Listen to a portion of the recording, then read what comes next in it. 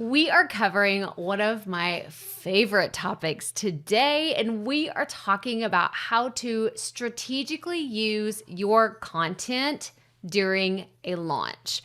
Whether you're launching a product or service yourself, or you're doing an affiliate launch, I want you to use the strategies in today's video to be more strategic with your podcast episodes, your YouTube channel, your email list, your social, your website. Like, we're going to cover all of these things today. So let's get right to it.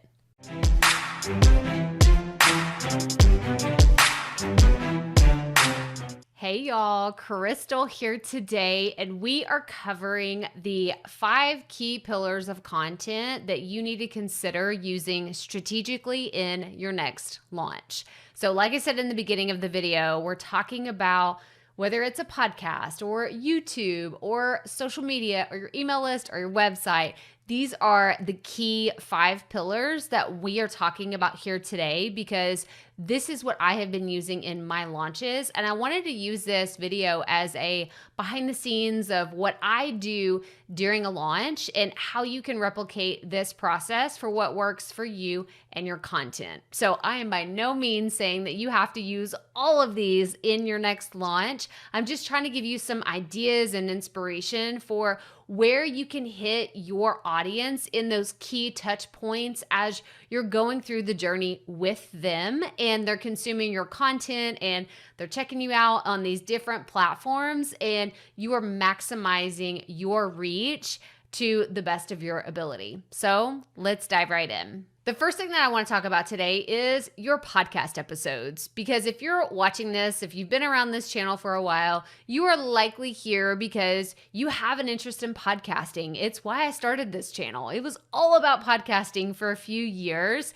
and now we've pivoted into talking more about content strategy, content creation, content marketing, and we can't just kind of throw away the idea that we all got started here with podcasting, or I got started here with podcasting. So let's talk about some strategic ways you can use your content, specifically your podcast, in a launch. You can create dedicated episodes that talk about the product, the service, whatever it is that you're actually launching. And this could be an episode where you just go on a deep dive, like the reason why you created your product, or why it would benefit someone, or customer success stories. If you've seen people get success with whatever it is that you're launching in the past, then this is something that you can do. You can also have dynamic content. I love talking about dynamic content. It is one of my favorite things to talk about. You can actually check out all these videos here. I'm going to have them linked in the video description, but dynamic content is something I love to utilize whenever it comes to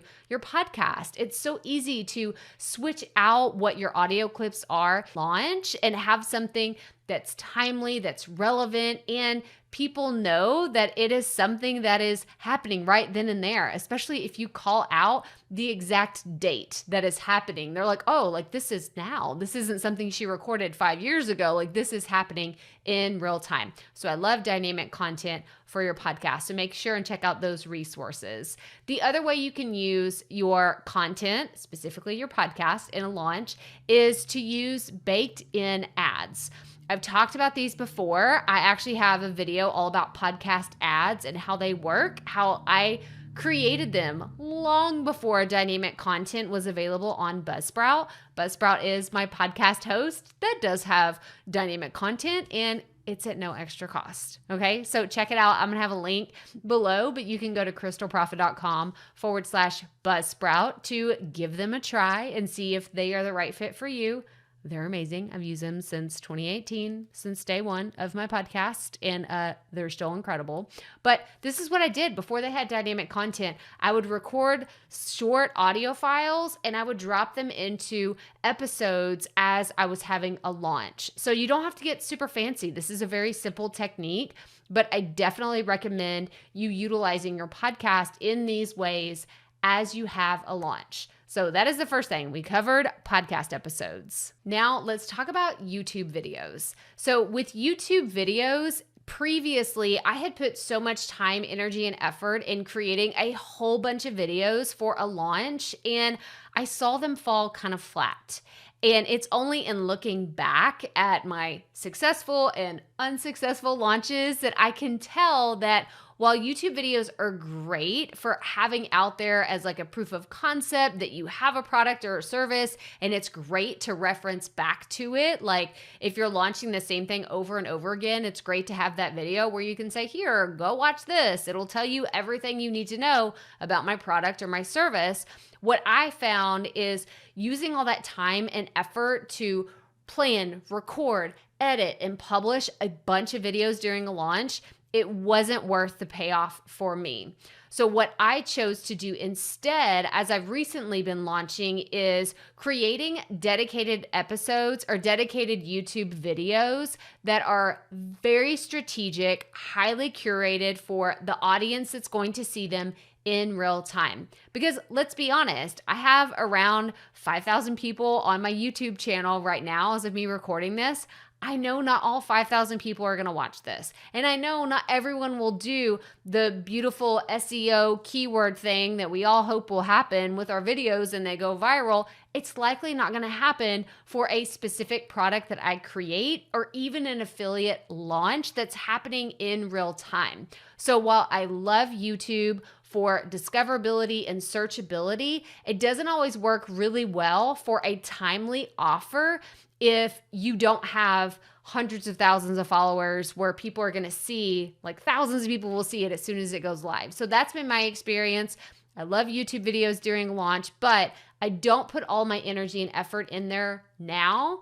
What I do, I will share with you here in a second. But I want to know your questions about launching a product. So tell me in the comments, have you ever launched anything? Is this your first launch? Are you launching a book? Are you launching a service? Are you launching a digital course? Like, what are you thinking about launching with your content? And then let's start that conversation in the comments. So tell me in the comments below if you've ever launched anything and what it is that you're launching. Okay, let's get back to the video. And then the third piece of content we need to talk about today is social media. So using social media strategically in my launches has evolved over time. A few years ago, I guess, with social media being so like trendy and things that are happening now may not be the same in 6 months or 12 months, or if you're watching this video in 2 years, it may not even be relevant at all anymore. But what I have learned is I want to be really very close to my audience when I'm posting on social. And the thing that's been working really well for me during a launch this year, so as I'm recording this video, is being in Instagram stories. So Instagram is where I have my biggest social platform right now. And it's just where I'm like, you know what? At the end of the day, it's kind of hard for me to keep up with the design and creation of a bunch of reels and all these different graphics. I'm just going to get in stories and be real with my audience. I can share links, I can tell them where to go, and I can share just a lot more behind the scenes, and it's easier for me. So this is what I have been doing to get strategic with my content during a launch. For social media, I still post, right? I still have those calls to actions. That's like, this is a soundbite from my podcast, and this is a clip from my YouTube video where I go into more depth about what this launch is all about. But at the end of the day, I'm not trying to kill myself to post on social multiple times a day, make sure I have everything. It's just, I don't have the bandwidth to do it, but I can show up for my audience every single day and post something in a short story or have something that's going to compel them to be more interested in what I'm doing